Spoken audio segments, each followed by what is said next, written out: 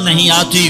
اللہ ظالم کو مہلت ضرور دیتا ہے، لیکن ایک دن ہے جب اللہ جنت کو سجائے گا اور جہنم کو بھڑکائے گا اور ترازو کو لٹکائے گا اور پل صراط کو قائم کرے گا اور اپنے عرش کو لائے گا اور خود فرشتوں کو بلائے گا. پھر طارق جمیل کو قبر سے اٹھائے گا، سردار عزیر کو قبر سے اٹھائے گا، زید عمر بکر کو قبر سے اٹھائے گا.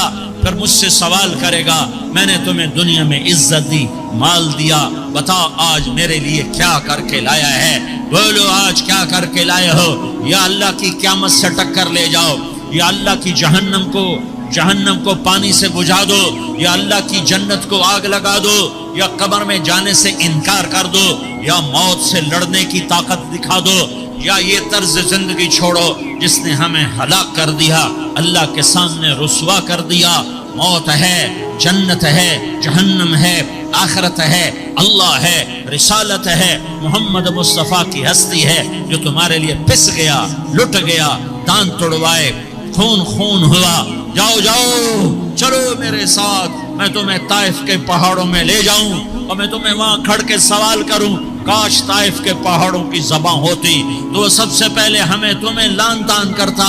ارے تمہیں شرم نہ آئی کہ تمہارا نبی تمہارے لیے خون و خون ہو گیا؟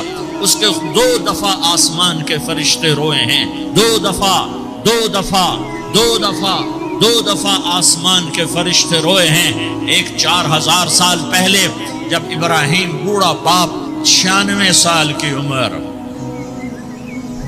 اور 6 سال کا بچہ، اور حکم دیا جا رہا ہے. دشمن کے گلے پہ چھری چلانا تو بڑا آسان ہے کہ انسان جب وحشی بن جاتا ہے، جانور بن جاتا ہے، سانپ بن جاتا ہے تو اسے ڈسنے میں کوئی آر نہیں ہوتا، اسے کاٹنے میں کوئی آر نہیں ہوتا. لیکن سامنے تو اسماعیل کھڑا ہے، 86 سال کی عمر میں بیٹا ملا اور باپ 92-94 سال کا بوڑھا ہو گیا، اور میرا رب کہتا ہے ابراہیم اسماعیل کی گردن پہ چھری چلا دے.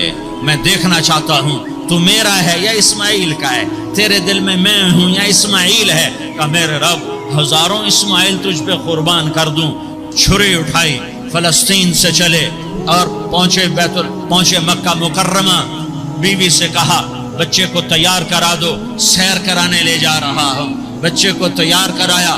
آج پہلی دفعہ بچہ باپ کو دیکھ رہا ہے، انگلی پکڑ کے اچھلتا ہوا جا رہا ہے، میرا ابا مجھے سیر کرانے لے جا رہا ہے، یعنی خبر کے چھری کے نیچے سے گزارنے لے جا رہا ہے. پیغام دینے جا رہا ہے کہ اللہ پر ہر شے قربان کرنا سیکھو، اللہ کے لیے ہر جذبہ چھوڑنا سیکھو، ہر شے سے ہٹنا سیکھو. جہاں اللہ ناراض ہے ہٹ جاؤ. ہار نہ پڑے ہار جاؤ، مٹنا پڑے مٹ جاؤ، لٹنا پڑے لٹ جاؤ، دھکے کھانے پڑے کھا لو. کہ دنیا میں سب سے زیادہ دھکے کھانے والا میرا حبیب محمد مصطفیٰ. مجھے کوئی گھر دکھاؤ جہاں غریب نے پیٹ پہ پتھر باندھا ہو. آؤ میں تمہیں دکھاتا ہوں. میرا نبی مسجد نبوی میں بیٹھا ہوا ہے اور ایک صحابی آتا ہے اور آ کر یوں کپڑا اٹھاتا ہے، کہتا یا رسول اللہ ادھر دیکھو، میں نے پیٹ پہ پتھر باندھا ہوا ہے، بھوک کی وجہ سے میں سیدھا نہیں ہو پا رہا. 2 جہان کا سردار، مقام محمود کا مالک، عرش فرش پر جس کے نبوت کے ڈنکے، محمد جس کا نام، احمد جس کا نام، طہ جس کا نام، یاسین جس کا نام، پیٹ سے کپڑا ہٹاتا ہے اور فرماتا ہے دیکھ میرا صحابی، تیرے پیٹ پر 1 پتھر ہے، میرے پیٹ پہ 2 پتھر بندھے ہوئے ہیں، میرے پیٹ پر 2 پتھر بندھے ہوئے ہیں. ہاں ابراہیم نے چھری نکالی، بیٹا تیرے ذبح کرنے کا حکم ہو چکا ہے. بیٹا کہتا ابا جلدی کر، دیر کیوں کرتا ہے؟ ہاں ایسی اولاد بناؤ، ایسے باپ بنو، اللہ کے امر پر یوں قربان ہونا سیکھو.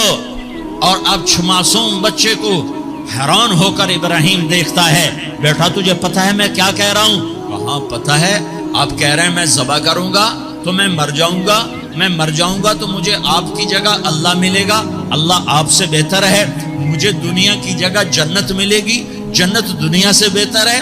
پھر معصوم بچے کو ماں یاد آ جاتی ہے، پھر کہتا ہاں مجھے اپنی ماں کا غم ضرور ہے، اسے بڑا صدمہ ہوگا میرے مرنے کا. تو اپنا گریبان کھولا اور کرتا اتارا، کہا ابا میں جب مر جاؤں تو یہ کرتا سنبھال لو، یہ میری ماں کو دے دینا، یہ میری نشانی اس کے پاس رہے گی، جب کبھی میں یاد آؤں گا میرا کرتا دیکھ لیا کرے گی، اور تو اپنے کرتے میں مجھے کفن دے کر ادھر ہی دبا دینا، مجھے ادھر مکے نہ لے جانا کہ میری میت کو دیکھ کر میری ماں کو بڑا دکھ ہوگا، مجھے ادھر دبا دینا۔ ابا میرے ہاتھ باندھ دے، میرے پاؤں باندھ دے، اور پیغام دے دو کہ اللہ پہ یوں قربان ہوا جاتا ہے۔ تم پیسے پہ لڑے، تم منصب پر لڑے، تم عہدوں پر لڑے، تم ایک دوسرے کے خون کے پیاسے ہوئے، کیا موت مر گئی ہے تمہارے لیے؟ کیا آخرت کو آگ لگ گئی ہے؟ کیا جنت کو آگ لگ گئی ہے؟ کیا جہنم کو بجھا دیا گیا ہے؟ کیا طارق جمیل کے لیے قبر کا ٹکڑا مقرر نہیں ہے؟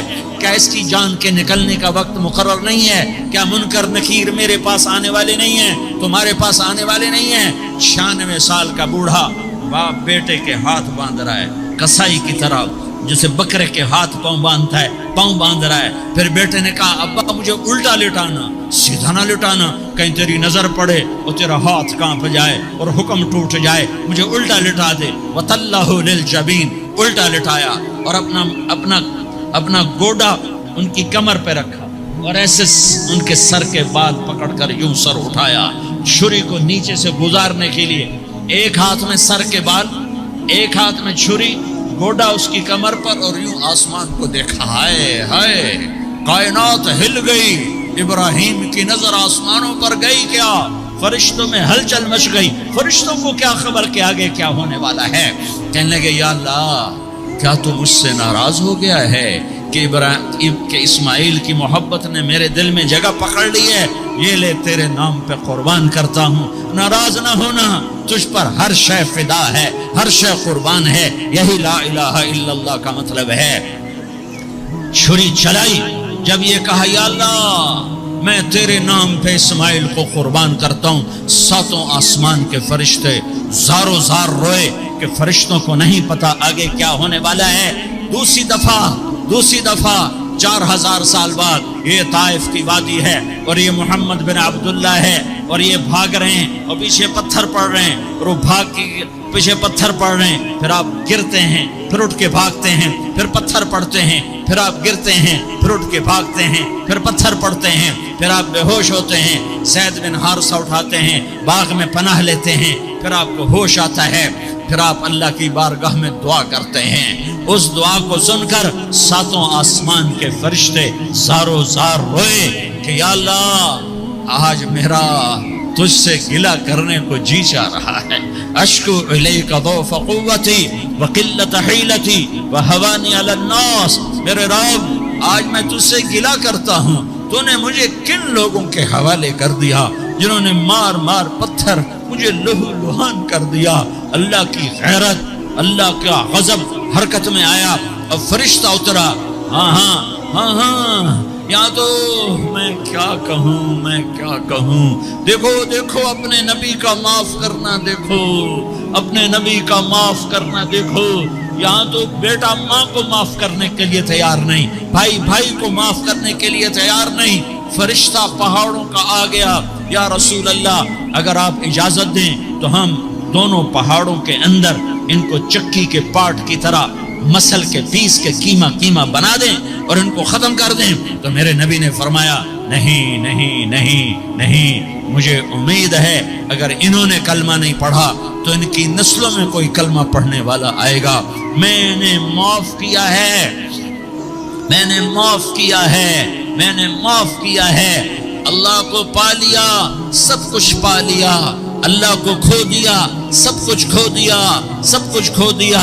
یہ لا الہ الا اللہ کا پیغام ہے، یہ لا الہ الا اللہ کا پیغام ہے، یہ لا الہ الا اللہ کا پیغام ہے کہ مرنے سے پہلے اللہ کو راضی کر جاؤ۔